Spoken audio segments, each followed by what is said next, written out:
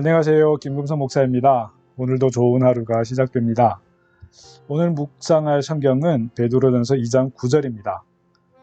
우리는 앞에서 신령한 젖으로부터 건물, 제사장에 대하여 묵상하면서 6절에서 8절에서는 주로 돌에 집중하였습니다.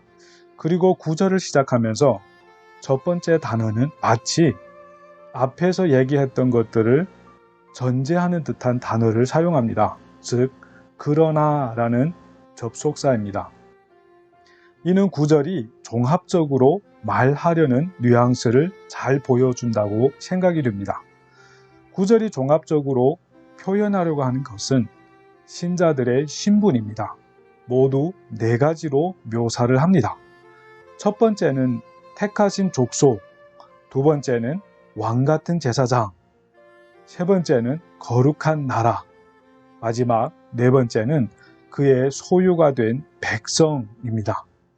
그리고 이 신분을 준 이유 혹은 목적을 이어서 9절에서는 말을 해주고 있습니다. 그럼 먼저 4가지 신분에 대하여 하나씩 살피겠습니다. 첫 번째는 너희는 택하신 족속이요입니다. 너희는 수신자, 즉 수신하는 대상임이 분명합니다. 베드로는 이들을 향하여 택함을 받았다고 말하는데 이미 베드로전서 1장 1절을 시작하면서 한번 사용했습니다. 지금은 이미 베드로전서가 상당히 진행이 되었기 때문에 좀 더 발전된 모습을 기대하게 됩니다. 베드로는 수신자들을 향하여 택하신 족속이라고 합니다. 족속이라는 단어는 헬라어로 게노스라는 단어입니다. 이는 혈통을 기반하고 기원 혹은 뿌리를 표현할 때 사용하는 단어입니다. 여기서 족보라는 단어도 파생이 됩니다. 게네시스라는 단어이겠습니다. 이 단어를 생각하면 매우 흥미롭습니다. 지금도 그렇지만 옛날에는 족보를 많이 따졌습니다.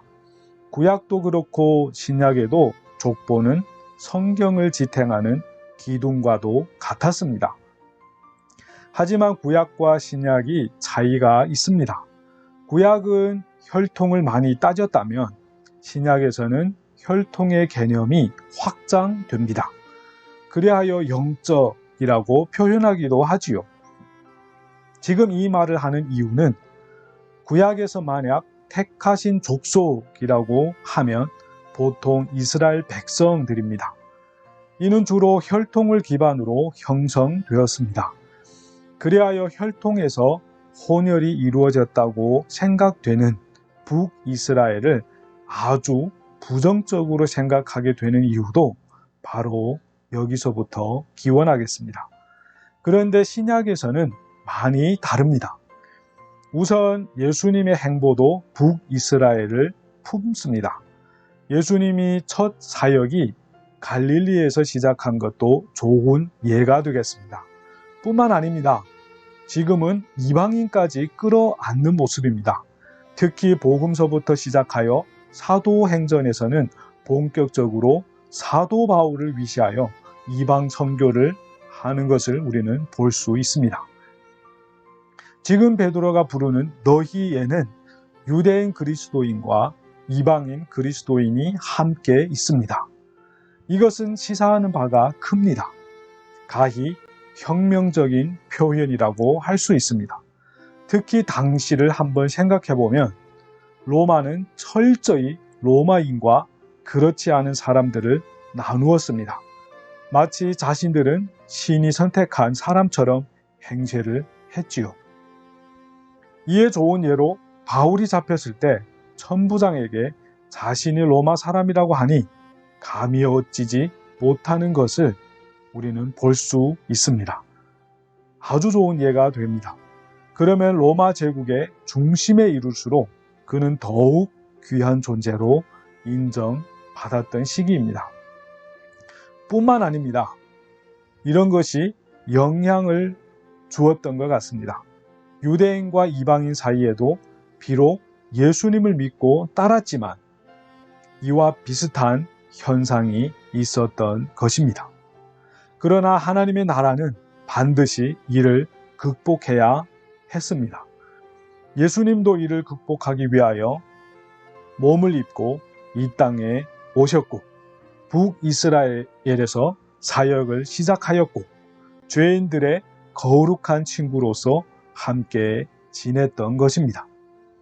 이는 모든 민족을 통합하고 모든 나라를 아우르며 서로 다른 혈통을 그리스도의 보혈로 수혈을 하였던 모습이었습니다.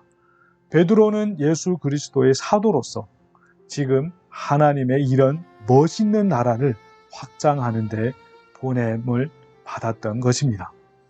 오늘 베드로는 자신의 서신을 통하여 너희로 불려지는 자들에게 이 메시지를 전하고 있습니다.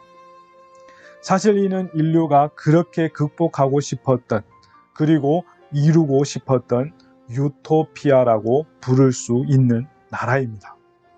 바로 그리스도를 통하여 택하심을 받은 족속을 통하여 말입니다. 오늘도 이 족속으로 그 아름다운 하나님의 나라를 확장하는 한 걸음을 내딛는 우리가 되기를 소망합니다. 감사합니다.